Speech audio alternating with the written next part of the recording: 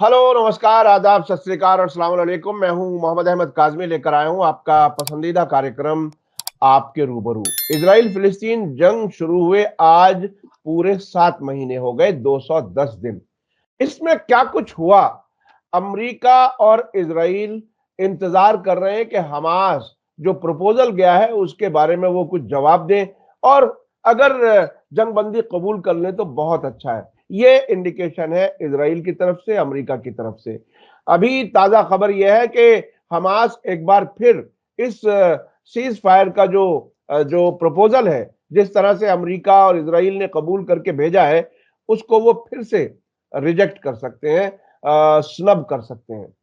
इस हालत में अमेरिका और इजराइल आखिर कैसे पहुंच गया कि हमास, जिसको वो दिन रात टेररिस्ट ऑर्गेनाइजेशन कहते थे और आज भी अपने मीडिया में उन्हें टेररिस्ट कहते हैं, अब वो उनके फैसले का इंतजार कर रहे हैं। अगर वाकई वो टेररिस्ट है तो आप उनसे बात क्यों कर रहे हैं? ये एक बहुत बड़ा सवाल है। इसके अलावा खबर यह भी है कि अमेरिका में यूनिवर्सिटी स्टूडेंट्स ने एक बहुत ही दिलचस्प मांग की है। जो प्रोटेस्ट हो रहे हैं उस तरफ लोगों का जरा कम ध्यान गया है। इजराइल का इन्वेस्टमेंट यूनिवर्सिटियों से खत्म किया जाए, उसकी मांग हो रही है। और ब्राउन यूनिवर्सिटी पहली यूनिवर्सिटी है जिसने उसका ऐलान भी कर दिया है। कुछ और यूनिवर्सिटियां भी इजराइल का इन्वेस्टमेंट वहां से कम कर सकती हैं, हटा सकती हैं। यानी जो सरमाया इजरायली उनमें लगा हुआ है यूनिवर्सिटियों में, जिसकी वजह से वो इन्फ्लुएंस करते हैं, उसको ही खत्म किए जाने की तैयारी है। आखिर ये जंग यहां तक कैसे पहुंच गई? अब आगे क्या होगा? ईरान कैसे सुकून से बैठा हुआ है? ईरान ने जो हमला किया था 13-14 अप्रैल के दरमियानी रात में, उसके बाद वहां बहुत ही इत्मीनान है। उनके प्रेसिडेंट पाकिस्तान भी जाते हैं, श्रीलंका भी जाते हैं, और पूरी तरह से इत्मीनान है। आपने कल हमारे यहाँ तेहरान से एक इंटरव्यू देखा कि वहां बहुत ही सुकून है और वहां कोई घबराहट नहीं है। तो आखिर ये रेजिस्टेंस फोर्सेस में घबराहट खत्म कैसे हो गई इतनी बड़ी ताकत के सामने? इन सब पर बात कर रहे हैं। हमारे साथ खास मेहमान है सीनियर जर्नलिस्ट शेख मंजूर साहब, और आज वो श्रीनगर में है। वो उनका वतन श्रीनगर है, वहां जाते हैं और अक्सर हमेशा ज्यादातर दिल्ली में रहते हैं। जब भी जहां भी होते हैं वो हमें वक्त देने की कोशिश करते हैं। बहुत बहुत शुक्रिया शेख मंजूर साहब। शुक्रिया। अब 7 महीने होने पर आप कैसे देख रहे हैं? क्या कुछ है आगे? क्या नजर आ रहा है? ये बात तो आया हो गई है कि इस जंग को प्रोलॉन्ग करने में सबसे बड़ा रोल अमेरिका का ही रहा। हम्म। चूंकि एक तरफ तो ये बहुत बड़े दावे कर रहा है, इजराइल के को कहता है कि वो जंग बंदी करे, सीज फायर करे और रफा पर चढ़ाई न करे, लेकिन दूसरी तरफ ये आया हो गया है कि वो उनको आर्म्स एम्यूनिशन की सप्लाई भी करता है। यहाँ करके हाल ही में उन्होंने अप्रूव किया है तकरीबन $330 बिलियन का आर्म्स एंड एम्यूनिशन की पैकेज की है।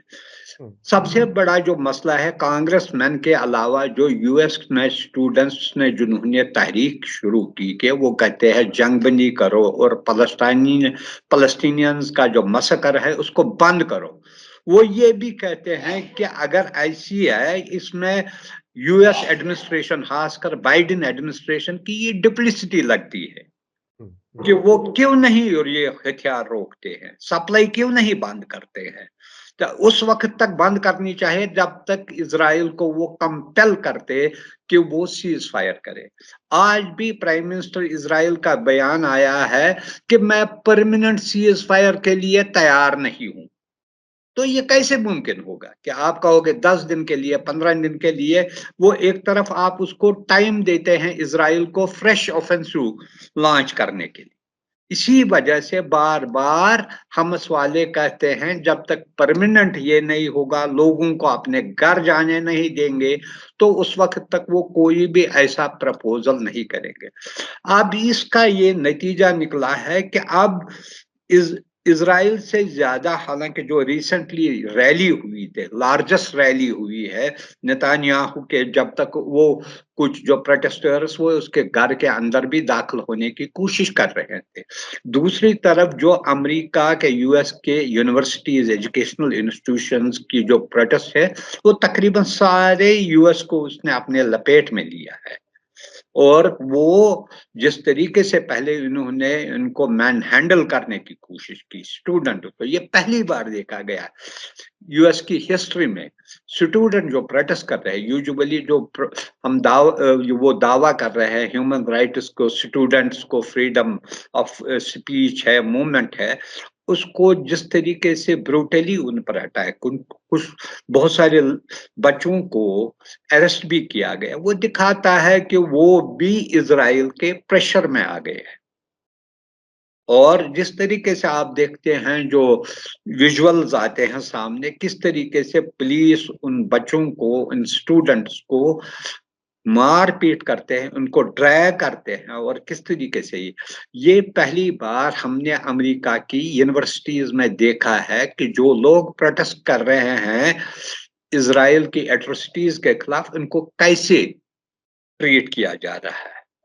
हालांकि वही अमेरिका जो बार बार दूसरे ममालिक को कहता है कि आपके ह्यूमन राइट्स का जो आपका रिकॉर्ड है खराब है, अगर यही कंट्रीज, उन्होंने हाल ही में पाकिस्तान, इंडिया, बांग्लादेश, दूसरे कंट्रीज के बारे में, अगर यही कंट्रीज वो कहेंगे उनका आप अपना देखिए कैसा हाल है, तो वो क्या कहेंगे। दूसरी तरफ ये यूरोप में भी अब बढ़ने लगा है, फ्रांस में शुरू हुआ है, और अगर एक बार ये हुआ है, इसके बावजूद आप देखिए, बजाय उनकी जो डिमांड है उसको वो सीरियसली देते और इजराइल को प्रेशराइज करते, प्रेशराइज नहीं करते हैं, बस ये कहते हैं, कभी वो सऊदी अरब जाते हैं, इजिप्ट जाते हैं, जॉर्डन जाते हैं, यहाँ करते हैं, वो कहते हैं उनको कि आप हमस को प्रेशराइज कीजिए मनाने के लिए जो हमने प्रपोजल दिया है। इसी वजह से अब अरब कंट्रीज को भी फ्रस्ट्रेशन आई है, यहाँ तक कि सऊदी जो फॉरेन मिनिस्टर है वो खुलम खुला है उनको क्रिटिसाइज करने लगा है कि आप जो उनकी भी जो हालत है बुरी तरीके से है, आजकल इस्लामिक वर्ल्ड में जो उनकी हालत हो रही है, जैसे अमेरिका का हो रहा है, उनको भी कहते हैं आप लोगों ने कोई रोल ही नहीं किया, अब तमाशाई बन गए, जो इतने 35-36 हजार लोग मर गए और जिस तरीके से तबाही हुई है उसको आप तमाशाई बनकर रहे हैं, कुछ नहीं कर रहे। अभी जो वर्ल्ड फोरम, इकोनॉमिक फोरम का जलसा रहा है जिसमें यूएस सेक्रेटरी ऑफ स्टेट, उसको ब्लंटली उन्होंने कहा आप उनको रोकिए, उनसे उनको कहिएगा, लेकिन अमेरिका कहता तो कुछ और है, करता कुछ और, सीरियसली नहीं, और हर बार कहते हैं हमें डिफरेंसेस है, ये है, लेकिन करने के लिए है, आर्म्स एम्युनिशन भी दे रहे हैं, टेक्नोलॉजी का मदद भी दे रहे हैं, और हर एक किस्म की जो फैसिलिटी है उनको प्रोवाइड कर रही है, चाहे वो सैटेलाइट इमेजेस है, चाहे वो मूवमेंट ऑफ जो है इनका है हिजबुल्लाह का हो, ये सारा कुछ उनको लॉजिस्टिक सपोर्ट दे रहा है, कैसे टारगेट करो हिजबुल्लाह को, हमस को, या इवन फॉर दैट मैटर हुतीज को टैकल करने के लिए वही काम करता है। ये अलमिया है, वरना on it is own Israel को अगर एक बार वो स्ट्रांगली कन्वे करेगा आपको बंद करना है, इजराइल की ताकत नहीं है वो कन्फ्रंट कर सकता है। ये अब आया हो गया है कि जो $30 बिलियन का जो मिलिट्री एड दिया रहा है, कि इसके बगैर इजराइल इस पोजीशन में नहीं है, जो 7 महीने से वो जंग लड़ रहा है उसको आर्म्स एंड एम्युनिशन की जरूरत पड़ी है, और वो उनको प्रोवाइड कर रहा है, वो आर्म्स एंड डिले भी नहीं कर रहा है, ये भी नहीं कंडीशन रख रहा है कि आप पहले जंग बंद कीजिए इसके बाद इसकी डिलीवरी हो जाएगी। ये इसलिए हाँ जी, आप अपनी बात पूरी करें। इसलिए ये जंग जो है बंद नहीं हो रहा है, और जो बातें हुए, कितने राउंड्स हुए, 4-5 राउंड हुए, बात हुई, कहीं भी कोई क्यों नहीं निकलता है, क्योंकि जो कंडीशंस रखते हैं, हालांकि वो हमस तो और हमस के अलावा जो फलस्तीनियन है उन पर आए दिन जो अटैक्स कर रहे हैं, उनको जो मारे भी है, उसके जो इस्माइल हानिया के इसके फैमिली को तकरीबन खत्म किया गया। उसके बावजूद कुछ लोगों के लिए जो रेजिस्टेंस ग्रुप जो है उनको खत्म करने पर तुले हुए हैं। ये नहीं दिखता इससे कितनी तबाही हो गई है। अच्छा अच्छा, शेख साहब कुछ खबरें जो आ रही हैं इजराइल से, वो ये आ रही हैं कि एक तरफ तो नेतन्याहू जिद कर रहे हैं कि वो कुछ भी हो रफा पर हमला जरूर होगा, दूसरी तरफ जो उनके कैबिनेट में साथी हैं, जो अलायंस पार्टनर्स हैं, वो ये कह रहे फॉरेन हैं कि मिनिस्टर ने कहा अगर अगर अगर जंग बंदी आप करेंगे हमास के साथ तो हम हुकूमत से बाहर हो जाएंगे। तो ये तो खुद ऐसा लगता है कि खुद अपने जाल में फंस रहे हैं। क्या होगा उसमें? देखिए देखिए ओवरऑल चाहे कोई भी पॉलिटिशियन हो उसको मुल्क के बारे में सोचना चाहिए। वर्ल्ड इमेज कैसी हो गई है इसराइल को अभी जो है, इतनी परेशान है कि शायद इसको अरेस्ट वारंट्स निकलेंगे, इसको इंटरनेशनल जो कोर्ट है वो इनके खिलाफ अरेस्ट वारंट निकालेंगे।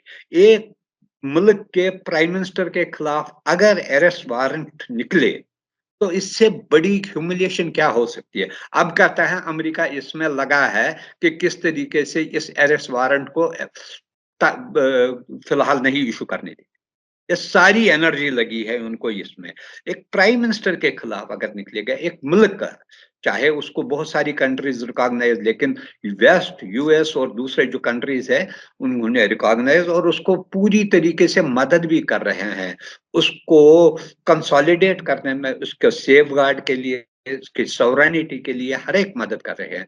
अगर उसको ये हो रहा है, ये इन अ वे इट इज यानी कि इंडाइटमेंट ऑफ यानी कि यूएस का भी, उसका भी। अभी ये भी एक प्रपोजल दिया था, शायद साउथ अफ्रीका ने अमेरिका को भी इसके खिलाफ करना चाहिए, वार क्राइम्स के बारे में उसके खिलाफ भी मुकदमा चलना चाहिए। ये इतना हो रहा है इतनी बड़ी कंट्रीज के लिए, लेकिन वो तो अभी होश के नाखून ही नहीं लेते, उनको इसका परवाह ही नहीं है। सिर्फ चाहे वो करे, अगर ये जरूरी था, अगर कुछ पार्टीज कहते थे उसको हम विड्रा भी करेंगे, ये इनको देखना चाहिए नेशनल इंटरेस्ट, अपनी कंट्री का इंटरेस्ट क्या है, न कि पर्सनली अपने आप को बचाने के लिए है क्या। क्या इसमें इस वक्त जो 7 महीने में इजराइल में अभी जो है ईरान के साथ जो हुआ है, सारे रिजर्व्स को बुलाया गया है, सारे एयरफोर्स को अलर्ट किया गया, डिफेंस को अलर्ट किया गया, ये एक इतनी बड़ी एक्सरसाइज चली, तकरीबन 15 दिन इसमें लगाए। जब पहले इजराइल ने सीरिया में इसके कॉन्सुलेट को टारगेट किया, इसके बाद जब रिटेलिएशन हुई, फिर इन्होंने कोशिश की है, इसमें सारे एक्सरसाइज में कितनी यानी कि है इन्वॉल्वमेंट होती है। बंद किए गए बहुत सारे इंटरनेशनल एयरलाइनर्स ने बंद किया है और लोगों को कहा गया कि वकेट कीजिए, उन इलाकों में मत जाए। ये सारा सिनेरियो जो है ये जो है बड़ा टेंशन वाला है और बेड ऑफ टेंशन बन गया है इस वक्त ये मियर। और इसके अलावा भी आप देखिए हिजबुल्लाह ने इन पर कई उसके बाद भी टारगेट किया जिसमें इनके सोल्जर्स भी इंजर्ड हुए। कुछ जगहों पर जो कह रहे हैं ये रिसेंटली उन्होंने ड्रोन हमला किया, कुछ मिलिट्री इंस्टॉलेशन पर जिसका कोई ज्यादा पता नहीं चला, उनको भी टारगेट किया और वो दिखाया गया वहां पर वो जो स्मोक निकल रही है।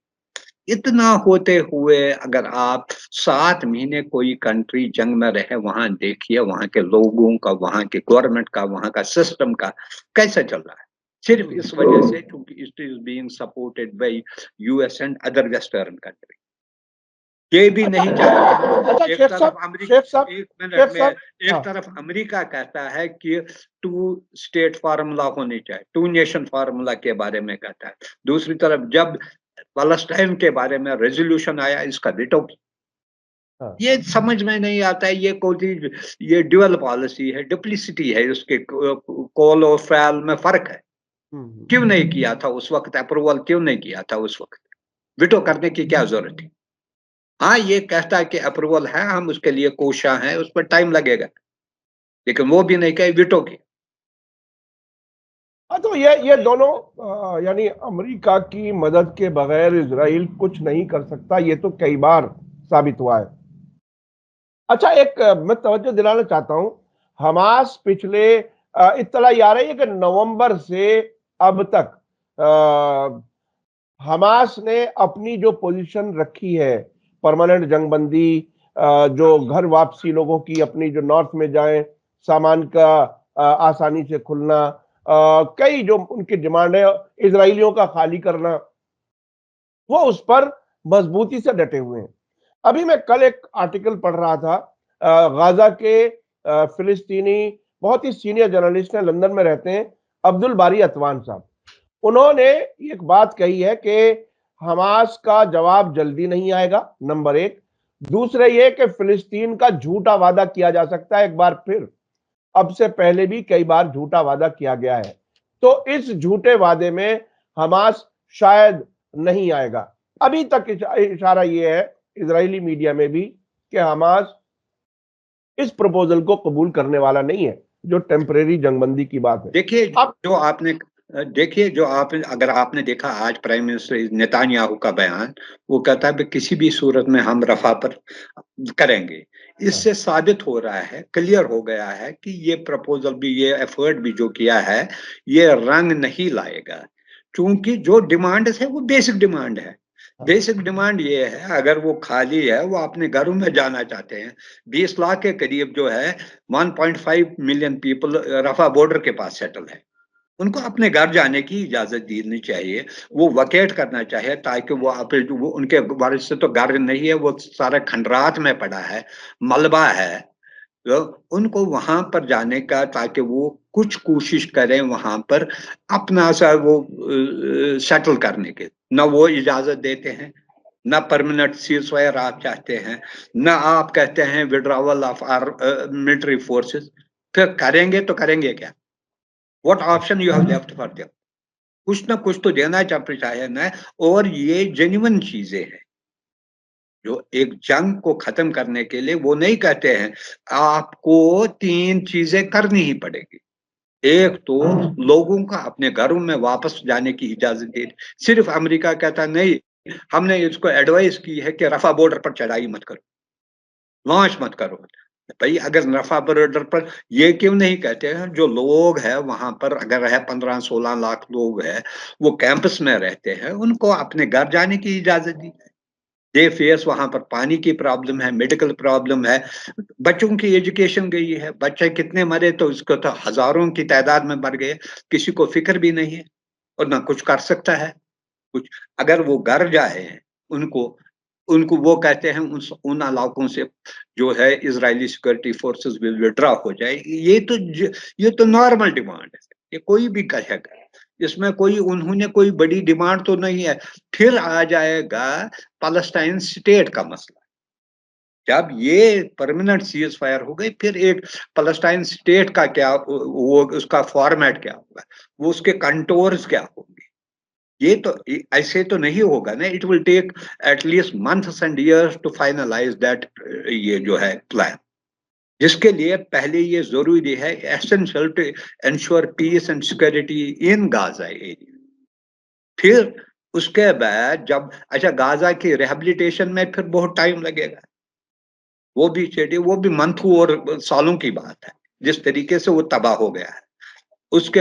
और वहां क्या है, यूरोपियन यूनियन, अमेरिका, हमने $200 मिलियन इनको दिए हैं। किसके लिए दिए? वहां पर खाक है, जो करने को कुछ नहीं देते हैं तो किसको देते हैं ये पैसे? ये समझ में अभी तक मुझे नहीं आया है। ये ऐसी बातें हैं, परसों भी कहा हमने अपना ये एड इंक्रीज किया है इनको देने के लिए। भाई दोगे तो सही, तो लेकिन कहाँ दोगे जब इजराइल तैयार ही नहीं है, उनको अपने घर जाने के लिए तैयार नहीं। ये चीजें जो है ये फेजेस में हो सकता है। अब जो पहले फेज पर ही उड़चन है, तो क्या करोगे?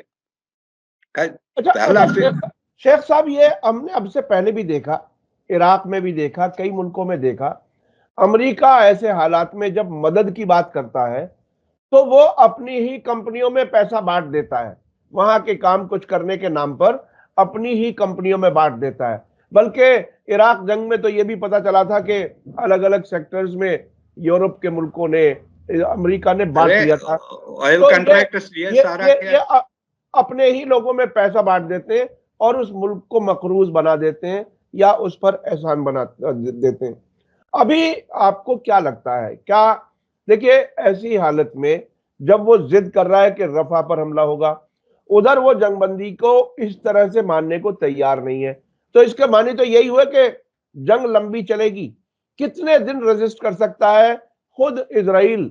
चूंकि हमास का कहना यह है, अभी 200 दिन मुकम्मल होने पर हमास ने बयान ये दिया कि हमने पहले 60 मिनट में ही इजराइल को हरा दिया था, जो ये 200 दिन में भी नहीं कर सके।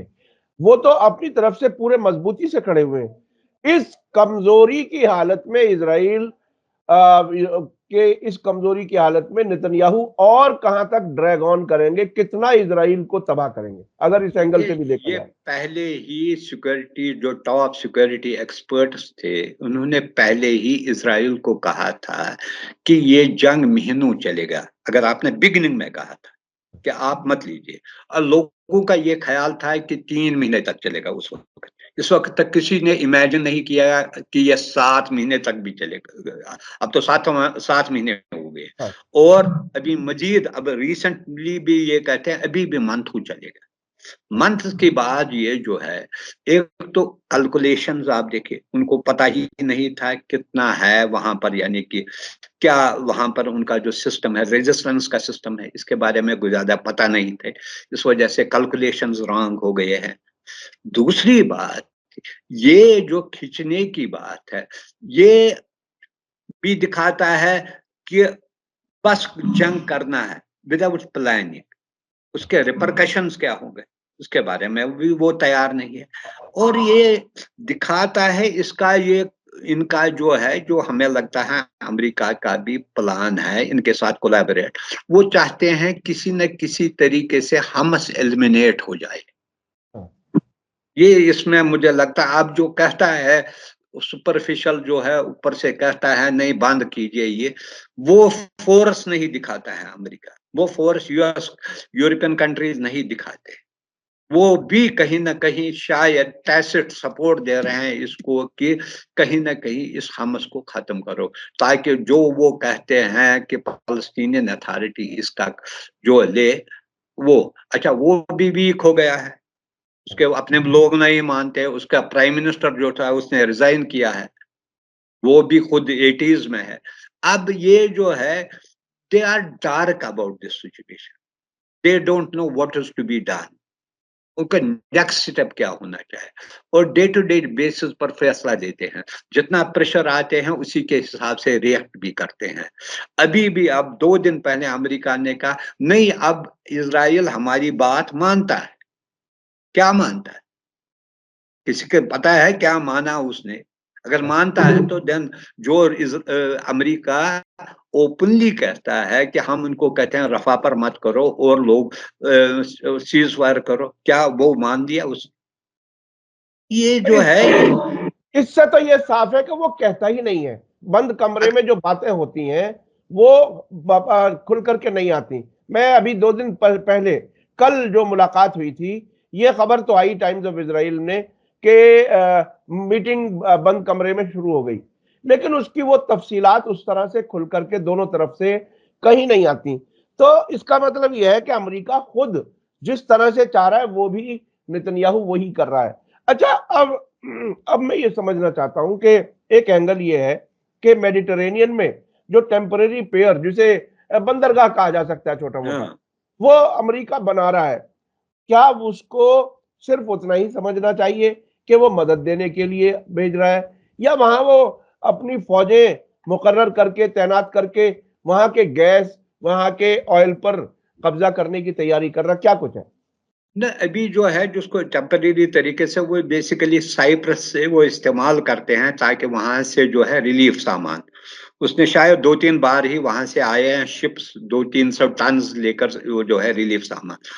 अभी तो उसमें चूंकि जो हमें लगता है यहाँ से अमेरिका भरपूर सपोर्ट दे रहा है इसराइल को, लेकिन साथ ही साथ वो इस चीज को बड़ा केयरफुली ही, it doesn't want to get involve directly in this conflict, जो उसने बार बार कन्वे किया ईरान को भी।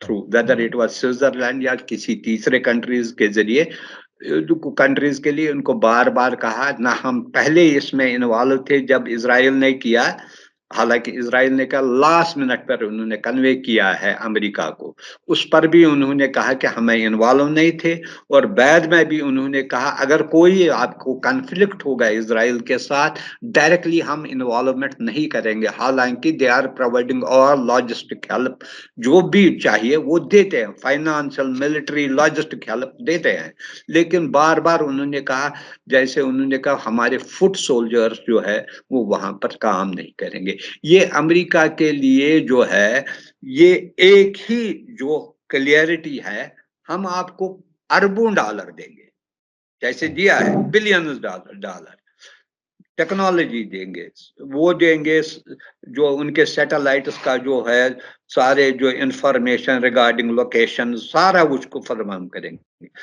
लेकिन डायरेक्ट इन्वॉल्वमेंट नहीं करेंगे। आप लड़ो, आप लड़ो, हमारी तरफ से आपको बंदूक भी है, ये भी है, सारा कुछ है, फिर आप क्या जाने ये हम आपको सपोर्ट देंगे, कौन किसकी लोकेशन कहां पर है ये भी हम बताएंगे आपको, लेकिन डायरेक्टली लेकिन इसमें अल्टीमेटली ये क्लियर हो गया है, मेजर पावर ही लड़ रहा है, जैसे अब वो यूक्रेन में लड़ रहा है, इन्होंने कहा यूक्रेन वार भी बेसिकली, मैं उसी पर आने वाला था शेख साहब। अमेरिका ने एक तरह से अगर नतीजे पर नजर रखी जाए तो अपने दो दोस्त मुल्कों को तबाह करने में मदद की है, एक यूक्रेन को, एक इजराइल को। अगर उस एंगल से भी देखा जाए तो कोई अमेरिका का कोई कंट्रीब्यूशन अमन के लिए तो नहीं रहा कम से कम, बल्कि अपने कुछ दोस्त मुल्कों को दांव पे लगा दिया। आपको क्या ऐसा नहीं लगता? देखिए अमेरिका ने कब अमन की बात की? हाँ मुझे बताया, अगर आप देखेंगे पहले जो वियतनाम से जहां उनको फिर निकलना पड़ा, बड़ी बुरी तरीके से हारे, then you have Afghanistan, then you have Iraq, then you have कौन सी कंट्री है जहां इन्होंने नहीं किया। अब ये जो है अभी इसको भी दिए यूक्रेन को, चूंकि यूक्रेन की हालत इतनी है कि दे डोंट हैव इवन, यानी कि वो उनको सिपाही नहीं मिल रहे हैं लड़ने के लिए, उनको $60 बिलियन उनको एड दिया गया, और ये कहा गया जो लेटेस्ट है, चाहे उनके जो हाई टेक्नोलॉजी वाले, हाई टेक वाले जो है एयरक्राफ्ट है वो भी दिए हैं, मिसाइल्स दिए हैं, ये दिए हैं, लेकिन उसकी पोजीशन अब ऐसी है, वहां जो अभी स्टैटिस्टिक्स आया है कि 35,000 तो ऑफिशियली इन्होंने मान लिया कि मर गए हैं, जबकि अनऑफिशियली जैसे 70, और वो कहते हैं 1 लाख के करीब जो है जख्मी है। लड़ना कोई नहीं चाहता है, डिपार्टमेंट आपको देंगे, बंदूक भी देंगे, टैंक भी देंगे, एयरक्राफ्ट भी देंगे लड़ने के लिए, लेकिन क्या इससे मसला हल हो जाएगा? अल्टीमेटली वो जो पैसे देने को तैयार है, क्योंकि वो कहते हैं किसी न किसी तरीके से जो है, वो कहते हैं इट्स रशिया जैसे कहता है ये indirectly is a proxy war, third world war, तो इसमें सारे कंट्रीज इन्वॉल्व है वेस्ट के, वहां पर यहाँ भी देखिए, यहाँ भी इन्वॉल्व है, जर्मनी ने इसको एड दिया, ब्रिटेन ने दिया है, इनको दिया है, दिया तो सबों ने एड, और यहाँ से एक ये वहां से रशिया है, अब वो कहता है ईरान रशिया को मदद कर रहा है, चाइना रशिया को मदद कर रहा है, नॉर्थ कोरिया इसको मदद कर रहा है। देखिए जंग कितने में लोगों को मदद कर रहे हैं, तो इट इज ऑब्वियस। बिल्कुल, जंग में तो अगर दो पार्टीज लड़ती हैं तो उनके दोस्त मुल्क उन्हें मदद करते हैं, ये तो ये जब दूसरों के कंसर्न होते हैं, जब रशिया ने इनको बार बार कहा कि यूक्रेन को नेटो का मेंबर मत बनाइए, इसकी कोशिश मत कीजिए, that will be a red line, हालांकि अभी तक, लेकिन ये डिटरमिन नहीं, हम बनाएंगे, हालांकि बना नहीं है अभी तो, लेकिन उस वक्त यही ट्रिगर पॉइंट था, लोगों ने उसने कहा फिर ये मेरे सरहद तक ये पहुंचेगा, ये लेकिन माना नहीं, ये इनकी अपनी है। अब जब उस रिएक्शन हुई उसकी, फिर सारे मिल के उनके अपने इकोनॉमीज उनके जमीन पर गिर गई है, बट उसको हराने के लिए कुछ भी। अब इसमें भी देखिए, इसमें भी कुछ लग, अभी मैं देख रहा था रशियन इकोनॉमी, ये वर्ल्ड रिपोर्ट्स जो है IMF के, ये फिर भी 3% से ग्रो कर रही है, जबकि जर्मनी, दूसरे ब्रिटेन है, इनकी 0 पर चल रही है। इवन अमेरिकन इकोनॉमी इतना होते हुए जब इनके पास कुछ नहीं। ये देखना चाहिए, ये तो मुल्कों को तबाह करने का और अपने घरों को भी तबाह करने का इंतजाम करेंगे। वहां पर अपने हाँ अनएम्प्लॉयमेंट बढ़ गई है। हर दिन जो ट्रेडर्स है, एयरलाइंस वाले हैं, रेल वाले हैं, बस वाले हैं, वो हड़ताल करते हैं, उनको नहीं देते ना अरे सब जंग के शुरू में, यूक्रेन की जंग के शुरू में इस तरह की रिपोर्टें आनी शुरू हुई लंदन जैसे शहर से, जिसे बहुत ही खुशहाली के लिए सिंबल के तौर पर माना जाता था कि लोग एक टाइम का खाना स्किप कर रहे हैं गुर्बत में, महंगाई में। तो ये हालत उन्होंने अपने मुल्कों की भी कर दी। ये कैसे ऊपर ये है कि दूसरों को हराना है। जी अब जी दूसरा कैसे हरेगा? दूसरे का पास कुछ नहीं है, वो कहता है डू और डाई उसके लिए है। तो इसमें देखिए आप, ईरान 40 साल इन्होंने ईरान पर सैंक्शंस लगाए, लेकिन कभी कभी ये जो चीजें हैं, it is blessing in disguise भी रहती है। इसमें ये है जब इसको किसी कंट्री को पता है कि वो अब उसको सैंक्शन लगेंगे, इसके लिए प्रॉब्लम्स हो गए, तो वो सेल्फ रिलायंट बनने की कोशिश कर रहा है।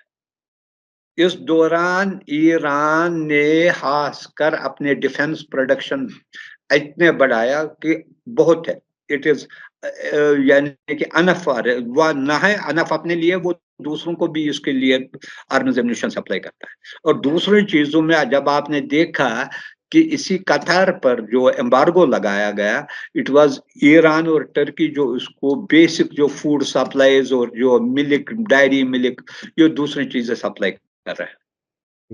ये देखिए, ये एक किस्म का चैलेंज फिर होता है।